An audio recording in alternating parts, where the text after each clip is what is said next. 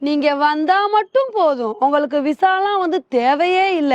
இப்படி நம்ம இந்தியர்கள பார்த்து சொல்ற மாரி தான், நம்ம இந்தியர்கள் விசாவே இல்லாம 62 நாடுகளுக்கு பயணம் போலாம் அப்படின்ற ஒரு சூப்பரான குட் நியூஸ் வந்திருக்குங்க. இன்னைக்கு நம்ம வீடியோல இந்த விஷயத்த பத்தி தான் பார்க்க போறோம். வருஷம் வருஷம் ஹென்லி பாஸ்போர்ட் இண்டெக்ஸ வெளியிடுவாங்க. இத சொல்லும்போது, "அது என்னப்பா ஹென்லி பாஸ்போர்ட்?" அப்படின்னு கேட்கலாம். அதாவது உலக நாடுகள் பார்த்தீங்கன்னா, அவங்களோட பாஸ்போர்ட் எந்த அளவுக்கு மதிப்பா இருக்கு அப்படின்னு சொல்லிட்டு ஆய்வு பண்ணி இந்த ஒரு பட்டியலை வெளியிடுவாங்க.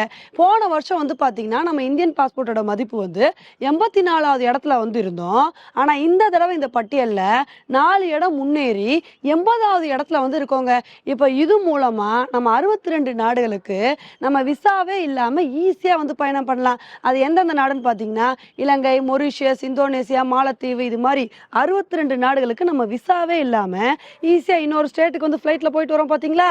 இது மாதிரி நம்ம பாட்டுக்கு பயணம் பண்ணிட்டே இருக்கலாம். உண்மையிலே இது நிறைய பேத்துக்கு கன்வீனியன்ட்டா இருக்குங்க. அடிக்கடி ஃபாரினுக்கு டிராவல் பண்றவங்க, குறிப்பா டூரிசம் போகணும்னு நினைக்கிறவங்களுக்கு இந்த ஒரு விஷயம் ரொம்பவே ஹெல்ப்ஃபுல்லா இருக்கும். இந்த ஒரு விஷயம் மூலமா நமக்கு என்ன புரியுதுன்னா, உலக அரங்குல இந்தியாவோட மதிப்பு எந்த அளவுக்கு உயர்ந்திருக்கு அப்படின்றது நமக்கு கிளீனா புரியுதுங்க. ஆனா என்னதான் இருந்தாலும் நம்ம அங்காளி பங்காளி நாடான பாகிஸ்தானை நம்ம அடிச்சுக்கவே முடியாதுங்க.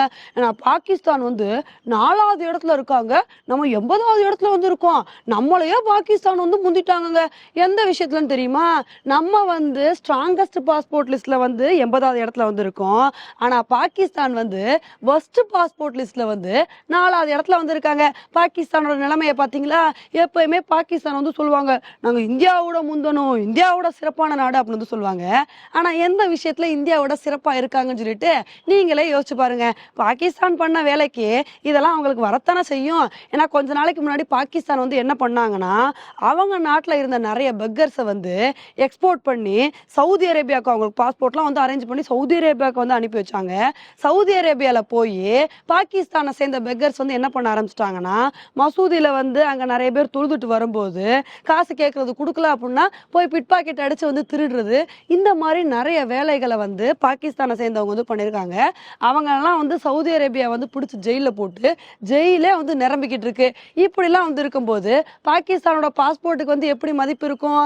அதனாலதான் ஒஸ்ட் பாஸ்போர்ட் லிஸ்ட்ல பாகிஸ்தான் 4வது இடத்த பிடிச்சிருக்காங்க. இந்த ஒரு விஷயத்த சொல்லும் போது ஒரு சில பேர் கேட்கலாம், ஸ்ட்ராங்கஸ்ட் பாஸ்போர்ட் லிஸ்ட்ல யாருப்பா ஃபர்ஸ்ட் இடத்த பிடிச்சிருக்கா அப்படின்னு கேட்கலாம். ஃபர்ஸ்ட் இடத்த மொத்தம் 5 நாடு பிடிச்சிருக்காங்க.